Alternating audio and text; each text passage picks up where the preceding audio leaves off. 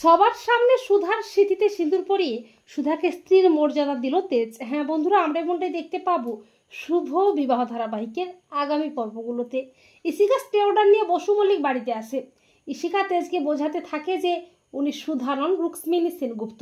ইশিকা সবার সামনে সুধাকে অপমান করতে থাকে। ইমন ও সার্থকও বলে যে তার মানে উনি রুক্মিণী সেনগুপ্ত। সুধা সে যে আমাদের এতদিন ধরে বোকা বানাচ্ছে। সুধা বলে ঠিক আছে, আমি এ বাড়ি ছেড়ে চলে যাচ্ছি।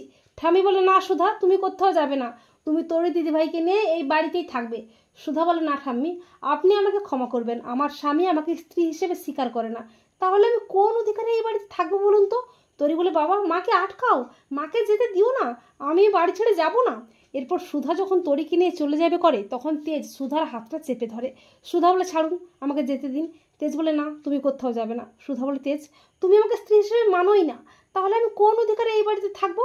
তখন তেজ গজাননের পায়ের সিঁদুর এনে সবার সামনে সুধার স্মৃতিতে পরিয়ে দিয়ে বলে আমার স্ত্রীর অধিকারে তুমি এই বাড়িতে থাকবে। তেজ বলে তুমি আমার সুধা, আমি জানি আমার মনে আর কোনো দ্বিধা নেই। আর ইমনও সার্থকে থোতা মুখটা একেবারে ভোঁতা হয়ে যায়। ইশিকা তো প্রচণ্ড খেপে যায়। ইশিকা তো রাগে হিংসায় জ্বলে পুড়ে খাক হয়ে যায়। ইশিকা মনে মনে ভাবে তোমাকে আমি ছাড়বো না রুক্মিণী সেনগুপ্ত।